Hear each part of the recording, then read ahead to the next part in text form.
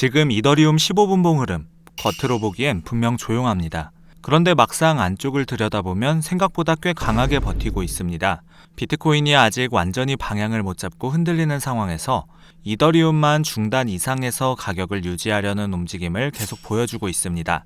이 흐름이 진짜 의미하는 게 무엇인지, 단타 관점에서 어디를 보고 어디를 조심해야 하는지 차트와 브리핑을 바탕으로 하나하나 짚어드리도록 하겠습니다. 안녕하세요, 트레이더 A입니다.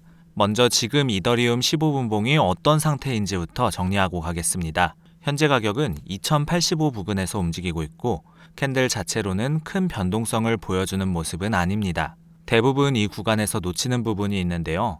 비트코인이 아직 애매한데 왜 이더리움은 안 무너지지? 이 질문이 지금 굉장히 중요합니다. 보통 시장이 진짜 약할 때는 이더리움이 먼저 무너집니다. 알트 쪽 자금이 가장 먼저 빠지기 때문입니다. 그런데 지금은 반대로 비트코인이 흔들려도 이더리움이 생각보다 단단하게 버티고 있습니다. 이건 시장 안에서 아직 위험자산 선호가 완전히 죽지 않았다는 의미로도 볼 수 있습니다. 현재 이더리움은 비트코인을 따라가고는 있습니다. 다만 반응 강도로 보면 비트코인 대비 약간 더 강한 편입니다. 특히 최근 흐름을 보면 비트코인은 위에서 계속 눌리는 반면 이더리움은 천천히 저점을 높이고 있습니다. 작은 차이처럼 보여도 단타 관점에서는 이 부분이 굉장히 큰 의미를 가집니다. 진짜 강한 종목은 급등보다도 안 무너지는 힘에서 먼저 티가 납니다. 지금 이더리움이 딱 그런 흐름인데요. 이런 의미에서 이더리움은 하락 이후 다시 매수세가 붙으면서 천천히 중심을 잡아가는 흐름이라고 정리할 수 있습니다. 완전한 추세 폭발은 아니지만 적어도 하락 전환 쪽으로 보긴 어렵습니다. 단기 이평선 위에서 계속 캔들이 살아나는 흐름이 나오고 있고, 이건 세력 입장에서 가격을 아래에서 계속 받치고 있다는 의미로도 볼 수 있습니다. 캔들이 잠깐 단기 이평선 아래로 내려가더라도 곧바로 위쪽으로 회복되는 모습이 반복된다면 그 자체가 매수세가 살아있다는 가장 확실한 증거가 됩니다. 차트의 큰 그림을 잡았으니 이제 위쪽 저항을 어디까지 봐야 하는지 짚어드리겠습니다. 지금 시장이 노리는 건 위에서 강하게 쏘는 흐름은 아닙니다. 오히려 천천히 올리면서 숏을 잡은 사람들, 이 사람들을 지치게 만드는 흐름입니다. 그래서 지금은 급등보다 안 빠지는 움직임 자체를 더 중요하게 봐야 합니다. 위쪽으로는 2090에서 2100 구간이 굉장히 중요합니다. 여기가 지금 중기 저항과 볼벤 상단이 겹치는 자리입니다.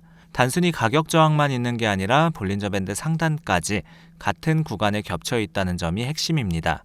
두 개의 저항 요소가 한자리에 모여 있다는 건 이 가격대를 한 번에 뚫기가 그만큼 쉽지 않다는 의미이기도 합니다. 그래서 이 자리를 어떻게 처리하느냐가 단기 분위기를 결정하게 됩니다.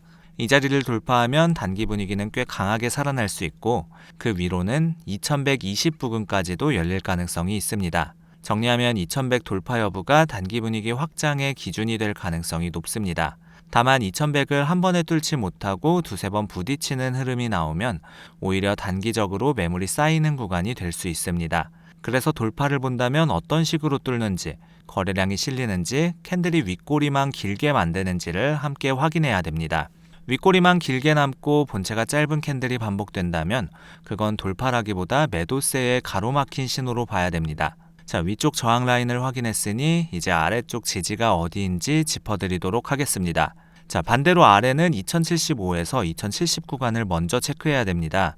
여기가 깨지면 지금 반등 구조 자체가 약해질 수 있습니다. 단순히 가격이 조금 더 빠지는 정도가 아니라 흐름의 성격 자체가 바뀔 수 있는 자리라는 의미입니다.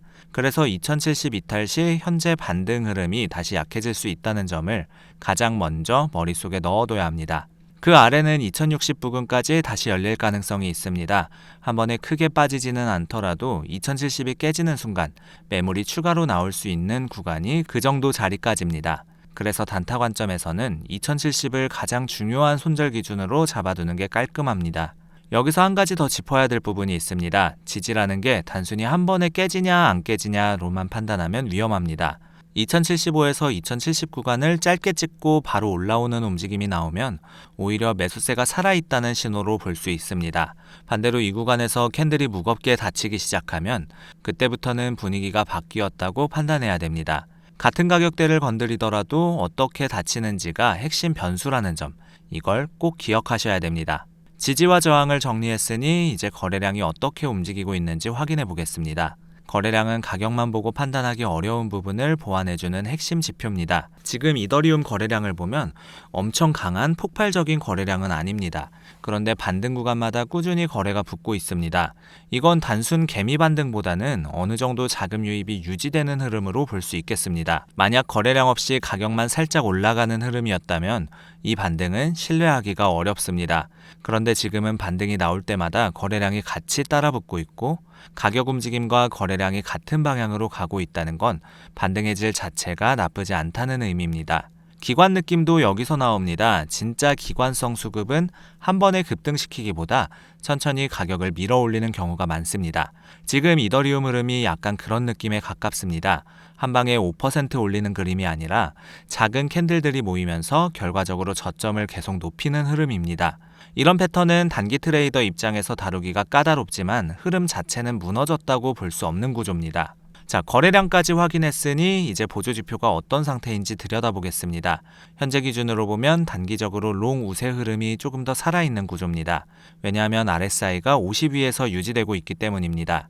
RSI 50이라는 자리는 단순한 숫자가 아니라 매수세와 매도세의 균형이 어디로 기울고 있는지를 보여주는 기준선입니다. 이 라인 위에서 RSI가 계속 머물러 있다는 건 매수 쪽에 무게가 실려 있다는 의미입니다. MACD도 아직 데드크로스 없이 상방 흐름을 유지 중입니다. 만약 MACD가 데드크로스를 만들면서 아래로 꺾이는 흐름이었다면 지금처럼 롱을 우선으로 두기 어려웠을 겁니다. 그런데 현재는 그런 신호가 나오지 않고 있습니다. 특히 MACD 히스토그램이 크게 죽지 않는다는 건 매수세가 아직 빠지지 않았다는 의미죠. 히스토그램이 조금씩 줄어들고 있다면 매수세가 약해지는 신호로 봐야 되지만 지금은 그 정도까지 가지는 않은 상태입니다. RSI와 MACD가 동시에 같은 방향을 가리키고 있다는 건 지표 두 개가 흐름을 한 번 더 검증해주고 있다는 뜻입니다. 자, 지표까지 확인했으니 이제 실제로 어떻게 대응할지 단타 전략을 짚어드리겠습니다.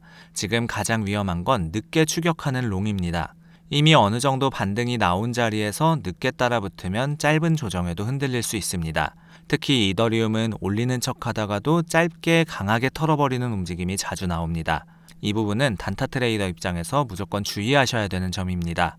그래서 지금은 올라간다는 표현보다 어디를 안 깨는가를 먼저 보는 게 중요하겠습니다. 진입을 잡는다면 2075에서 2070 구간이 흔들리지 않고 버텨주는 모습을 확인한 다음에 들어가는 게 안전합니다. 아래쪽 지지가 유지되는지 확인하지 않고 막연히 추격하는 건 가장 좋지 않은 진입 방식입니다. 손절 기준은 2070 이탈로 잡는 게 깔끔합니다. 이 라인이 깨지는 순간 반등 구조 자체가 약해지기 때문에 손실을 짧게 잘라내고 다음 자리에서 다시 보는 게 훨씬 효율적입니다.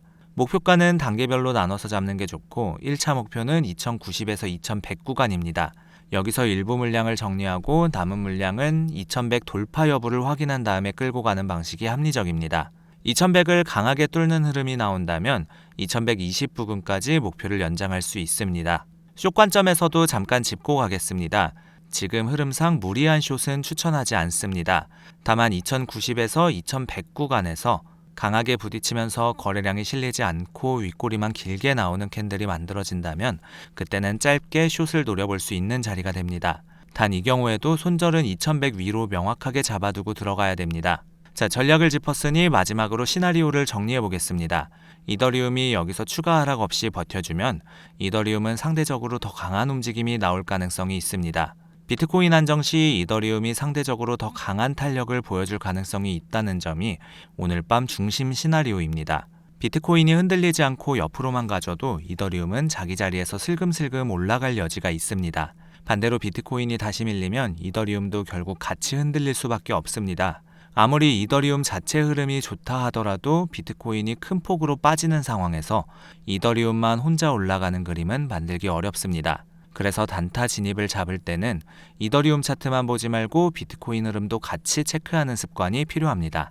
다만 현재 기준에서는 이더리움이 비트코인 대비 체력은 조금 더 좋아 보입니다.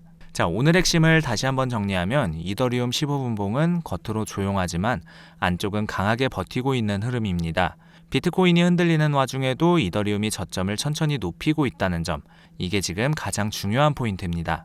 위쪽 핵심 저항은 2090에서 2100 구간이고 이 자리를 돌파하면 2120까지 열릴 수 있습니다. 아래쪽 핵심 지지는 2075에서 2070이고 여기가 깨지면 2060 부근까지 다시 빠질 가능성이 있습니다.